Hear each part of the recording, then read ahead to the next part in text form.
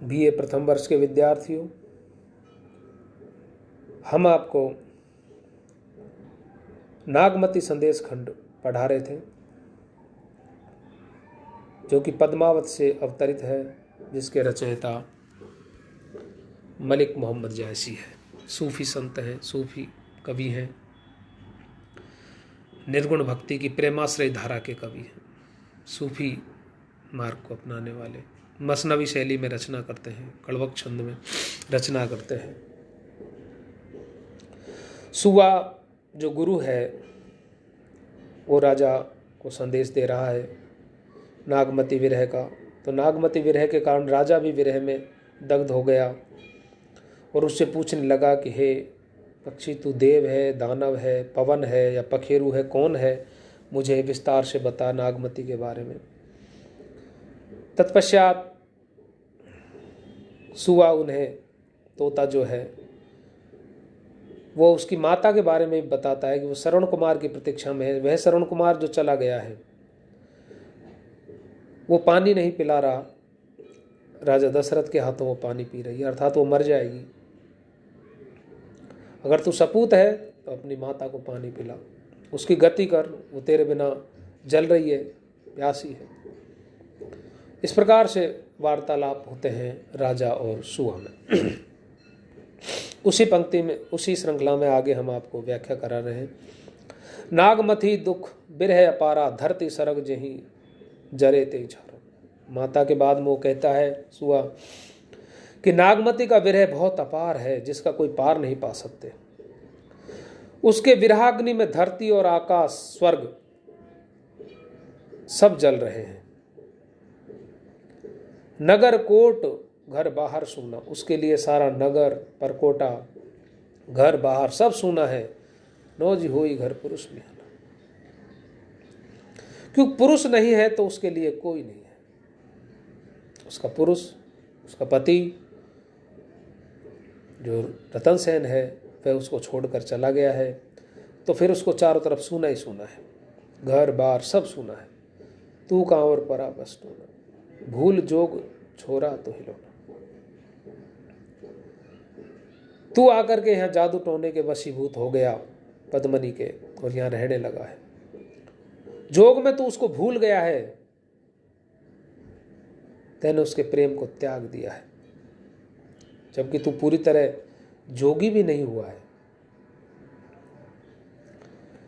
तुझे पता होना चाहिए कि वह तो ही कारण मरी भई छारा, वो तेरे की वजह से राख हो गई है, छार हो गई है, जल के कोयला हो गई है।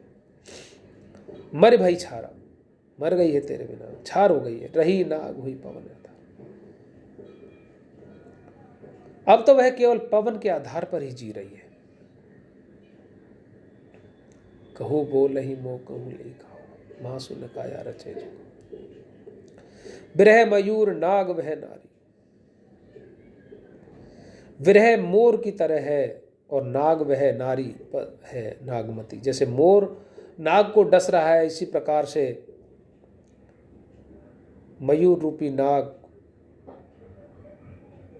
मयूर रूपी विरह उस नाग रूपी रानी नागमती को डस रहा है। विरह नाग होकर के और नागमती को डस रहा है। अब तू जा करके और गारुड़ी बन, बेग गुहारी जा और उसको संभाल। मांस उसका गिर गया है, बिल्कुल पांजर हो गई है, तू जल्दी से चला जा, नहीं वो पूरी तरह मर जाएगी। देख विरह दुख ताकर, तू जा करके उसके विरह को देख। मैं सो तजा वनवास, मैंने तो वनवास को त्याग दिया, उसको त्याग करके आयऊ भाग समुद्र तट टबऊ न छाड़े पास। वन को त्याग दिया क्योंकि वन में उसके कारण आग लग गई, और समुद्र के किनारे आ गया हूं, तभी भी उसका विरह मुझे नहीं छोड़ रहा है। तू जा करके उसके विरह को देख। तू देख नहीं रहा मैं विरह में जल रहा हूं। मेघ के समान चारों ओर धुआं उठ रहा है मेरे चारों तरफ। अस्पजरा बिरह कर गठा, मेघ शाम भय धूम जो उठा। तूने देखा नहीं सूरज और चंद्र उससे जड़ करके आधे ही रह गए हैं उसके विरह में, राहु केतु जल गए हैं, सारे नक्षत्र उसी के विरह में जल रहे हैं। और जो तारे टूटते हैं ना, धूमकेतु जो धरती में आकर के गिरते हैं, वो उसी के विरह के कारण है। विरह सांस तस निकसे झारा दे ही दही पर्वत होई अंगार। उसकी सांस जब विरह की निकल रही है ना, तो उससे पर्वत जो है वो जल जल करके अंगारे हो रहे हैं। सारे वन के पक्षी अपना प्राण पखेरु लेकर के उड़ गए हैं। जल के अंदर जो मत्स्य हैं वो भी दुखी हैं, क्योंकि जल में भी आग लगी है। महू जरत तह निकसा समुद्र बुझाए आए, समुद्र पानी जर खरा भया धुआं रहा जग। और जब सारे पक्षी सब लोग जलने से डरे तो समुद्र में आकर के उन्होंने अपनी आग बुझाई, तो उसके कारण समुद्र का पानी खारा हो गया, समुद्र में भी विचलित हो गया और उनके धुआं के कारण चारों तरफ अंधेरा छा गया। राजा क्या कहता है देखिए अब आप।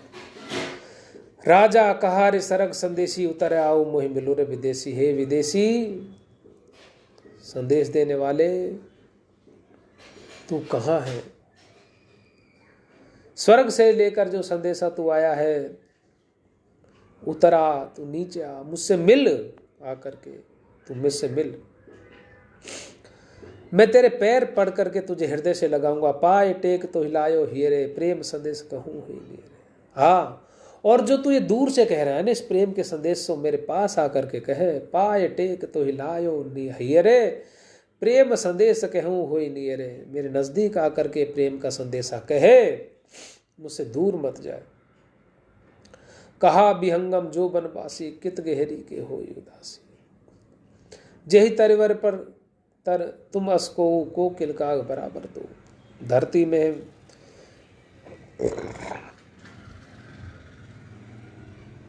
फिरो वियोगी डार ही डारा, करो चले गए पंख सवार। जिए के घड़ी घटत नित चाही, सांझे जीव रहे दिन। जो लही फिरो मुकुत हुई, परो न पिंजर माह। जाओ बेग थले आपने है जे बीच में। देखिए राजा और पक्षी में किस प्रकार से वार्तालाप होती है। राजा कहता है कि तू कौन है? सर्ग संदेशी, स्वर्ग जैसा संदेशा तूने दिया है। इतने प्यार के संदेशे को तू मेरे पास आकर के कहे, मैं तेरे पैर पड़ता हूं, तुझे हृदय से लगा लूंगा। तू ये संदेश आकर के मेरे पास आकर के कहे, मैं अभी चला जाऊंगा। सुआ भी कहता है उससे कि हे राजा, वो विरह में दग्ध है, विरह में जल रही है। तुझे शोभा नहीं देता कि उसके विरह को त्याग करके यहाँ जोगी होकर के रह रहा है। उसके पास चला जा, उससे प्रेम कर, उसे बचा ले। राजा भी उसके पैर छूता है, उसे गुरु बना लेता है, कहता है कि ये संदेशा तू पुनः कहे, मैं सब कुछ त्याग करके छोड़ करके और रानी नागमती के पास चला जाऊंगा, क्योंकि नागमती ही मेरी अभिष्ट है।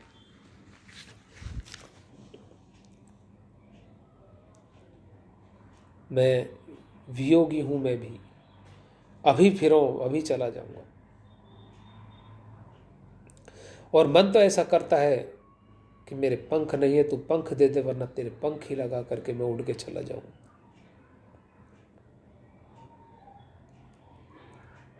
अब एक एक घड़ी मुझे पल पल भारी पड़ रहा है। दिन जो जो निकल रहा है मुझसे रहा नहीं जा रहा। जाऊ बेग थला आपने यही बिचनी। अब मैं मेरा थल जो मेरा राज है, मेरा चित्तौड़ है, मेरी रानी जहाँ है वहाँ मैं तुरंत जाना चाहता हूँ। तेरे साथ ही चला जाऊँगा तो मैं मुक्त हो जाऊँगा। देखिए किस प्रकार से गुरु ने भक्त को ईश्वर तक मार्ग पर पहुँचाने का रास्ता दिखा देता है। जो भ्रमित हो जाता है ना भक्त, उसको गुरु, तो यहाँ पर ये प्रतीक है, आत्मा का प्रतीक है। किस प्रकार से गुरु ने रतन सेन को यानी सुआ ने और अपने विरहाग्नि में दग्ध नागमती को प्राप्त करने के लिए प्रेरित किया, और वह प्रेम करने लगा नागमती से और गुरु से कहने लगा कि तू आजा और मुझसे उसका और संदेशा कहे, मैं नागमती के पास चलता हूँ। धन्यवाद। आगे आपको अगले वीडियो में